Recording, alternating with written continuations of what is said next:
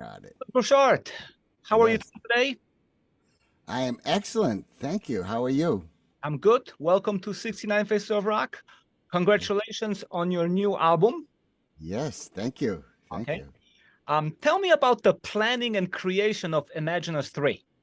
Okay. So this was an idea that was that Sandy and I had back in 1981 or two when we first started trying to get this thing all together. I mean, Sandy had wanted Blue Oyster Cult to do these songs, all make an album called Imaginos, and they resisted at the time. So when we started doing, when I was not in the band, he got me the solo deal. He said, we're going to make 3 records, and these are the songs that are going to be on it. So he pretty much made an outline for the whole thing. But as I was doing this record, this Imaginos 3, I had in my mind what Sandy had suggested. I didn't know for sure what it was because I had forgotten some of what he said. Now, that being said, when the record was just about done, they found Sandy's writings. So in this closet in back of me over here is a suitcase with about 1,000 different pieces of paper that all kinds of things, all mostly about Imaginos. So he has the songs that were supposed to be on Bombs Over Germany and also Mutant Reformation. So on Mutant Reformation, there was a song that I wanted to put on there, and I could not find the lyrics. I could not find the demo. Buck Dharma, Don Roser, had made a demo, and he couldn't find it. I couldn't find it. I know it's somewhere in that pile of stuff downstairs, but I've been through it and I couldn't find, it was not written on the outside of the tape. Without baking the tapes and putting them on the tape recorder and going through all of that, I could not tell what it was, where it was, or what it was. So I have about, I don't know, 200 tapes, reel-to-reel tapes downstairs. So I don't know. At some point, maybe I'll get to it, but it doesn't matter. I found the lyrics, and I found the chord changes, so we basically know what it is. But of course, by then the record was mixed, it was mastered, it was ready to go. So maybe on a future re-release, on the box set package, we'll be able to put that song and maybe a couple others that Sandy had planned on there, or maybe even taking some songs, and I found alternate lyrics to almost every Blue Oyster Cult song.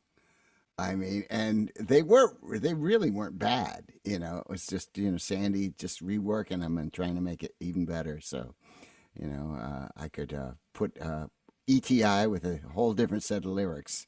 Wow. Awesome. I'm going work of in progress.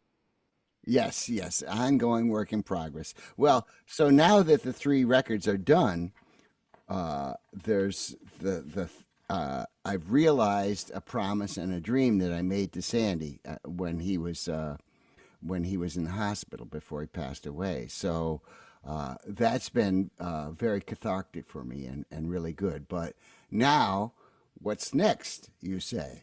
You didn't say it, but I'm going to say what's next is the live show, because we had talked about the live show and what that was going to look like.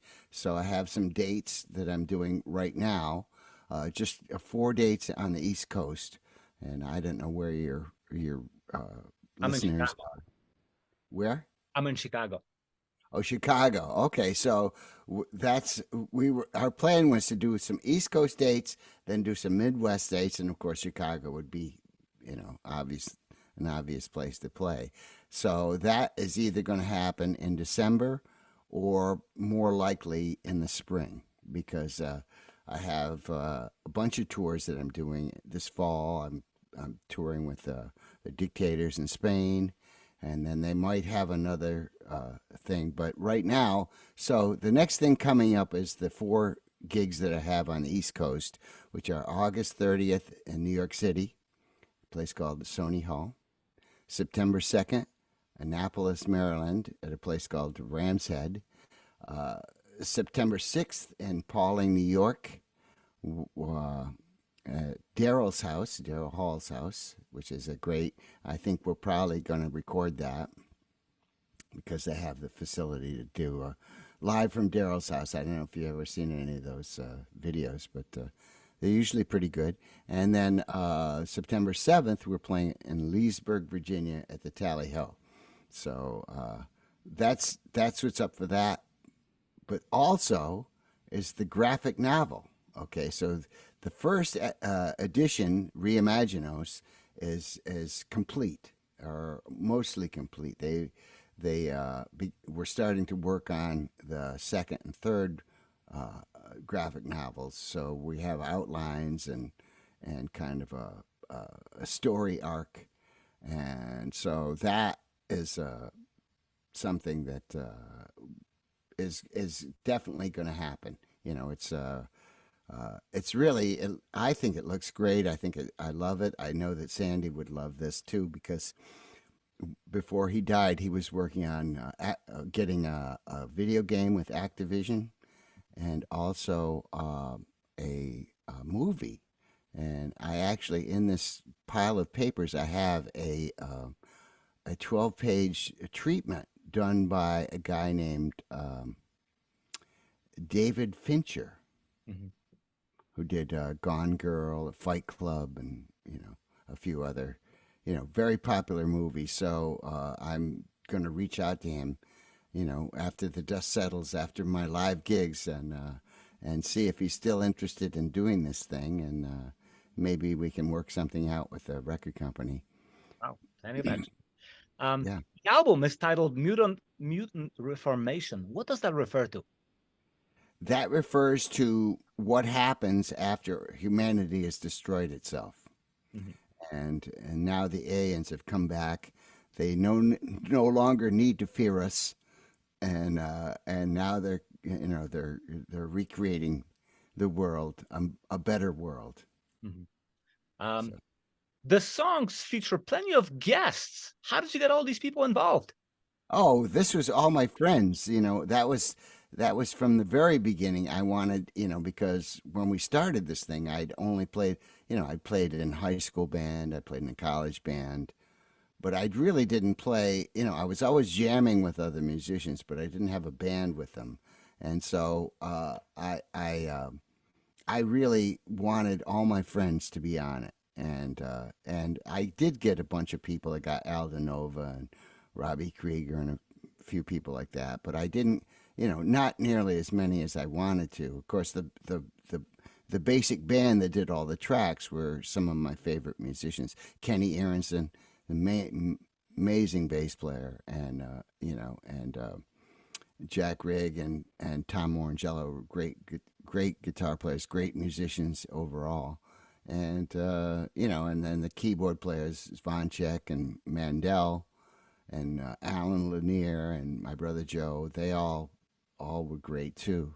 So yeah, so this was more like getting back to that idea of having as many.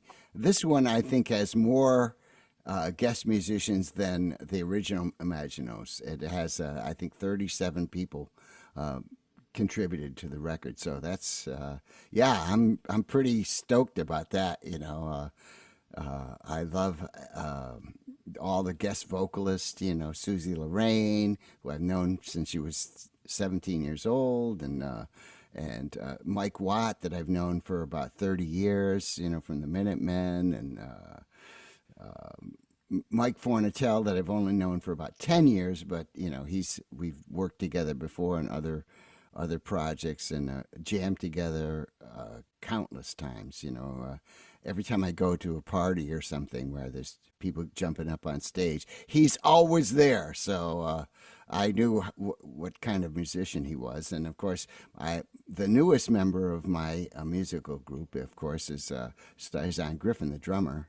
And I discovered him in Central Park about 2 years ago. I was doing a half marathon, and so I was watching the clock, and I went by the statue of Shakespeare, and I heard some drumming, and I'm like, I had to stop. I'm like, what? Wow, what? That's different. I mean, there's always, there's a million musicians in Central Park, and a lot of them are really, really great. I mean, I still discover, great music being played by people in the park. But he was doing something really different. I had to see, so I stopped in the middle of the race. I took a 30 seconds, or no, it was more than, because I had to wait until he stopped playing, and then I talked to him and I said, "Hey, could I hire you to do something? I'm making a record," and so. He played, but the record was almost done. It was Bombs Over Germany, and all I had left was "Shadow of California" was the only song that didn't have a drum part. So he played on that, and I was like, "Wow, he's really great in the studio." And so this record, he's playing on 14 out of the 18 songs. I think 14 or 15, maybe 15. I don't know. A lot of them, Yeah. and he's only 27. Wow. Yeah. When you select any of the old Blue Oyster Cult tracks, how do you approach them this time? Well, I'm trying to bring something unique to them. A song like Flaming Telepaths, I thought, even when I decided to do it, well, it was one of the songs that Sandy wanted to have on this record. But when I went to do it, I'm like, wow, it's perfect already. I don't know how I can do it better. So at first, I tried to do it like the record, and I failed miserably.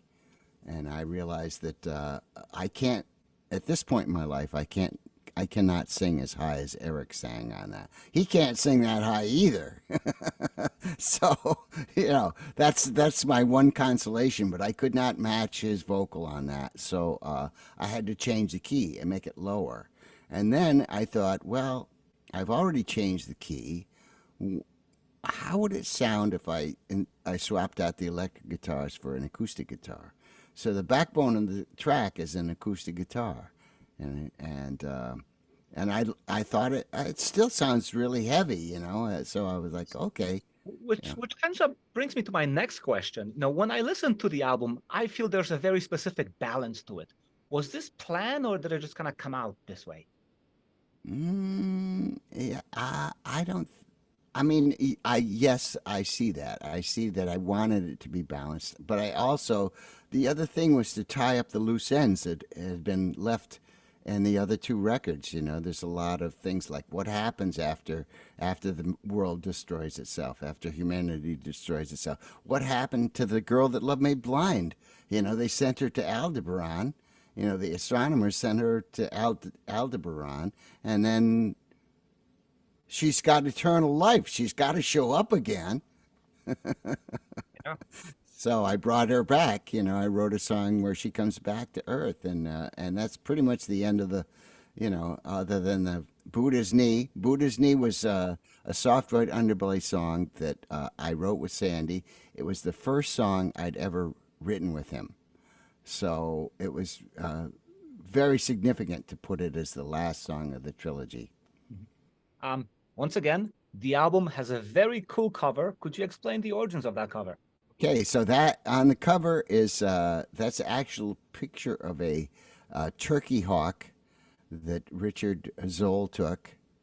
He's a nature photographer, but he also works with CGI and all this other stuff. He works with CAD. He's actually a engineer and has a very good job working, I think, for New York State. But this is his hobby, and so I thought, well, he's always making these Blue Oyster Cult images, and I thought he would be a good one to do the covers for this. And I wanted all three covers to be made by the same person, so because he has a distinctive style. So this cover, this turkey hawk, is actually Bizardo from the song Imaginos.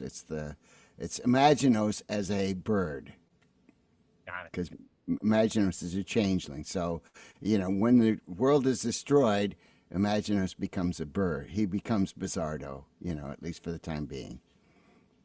So now you got 3 of these albums, right? Yes. Them are here. Yeah. How do Yeah. they all connect? Okay. So, well, this is to give away the whole secret is that as we were doing this, the last Star Wars episode came out, and we thought, oh, I like that it had the exposition where you find out Luke and Leia and the whole situation and Tatooine, and Tatooine is kind of like an organic kind of place in a way, and but there's a definite scene there and a vibe. And then the second version is The Empire Strikes Back, and all of a sudden it gets really dark, and it's like it's not cool, and and it looks like it's all over for for the rebels, and then of course the third one is where everything gets resolved and it has a happy ending. So that was pretty much how it was going to go, and the Mutant Reformation means the people or the creatures that were left, kind of take over the earth now. So Finally, how important was what you did back in the day with Blue Oyster Cult to what you're doing now? oh, it was vital. I mean, the whole thing is that as I'm doing this last record, I'm realizing, oh, well, this Blue Oyster Cult song fits this concept. Oh, wait. I mean, a song that was not written by Sandy. It was, Eric Bloom, Soul Survivor. It fit perfectly with this post-apocalyptic, uh, dystopia, that you're left with after Imaginos is redeemed. There's not much left of the earth. So life has to, energy is, can't be created or destroyed, so it just has to transform. Thank you. Thank you for speaking to me. And I'm looking forward to those Chicago appearances down the line. Yes, thank you. Thank you. Well, I'll let you know.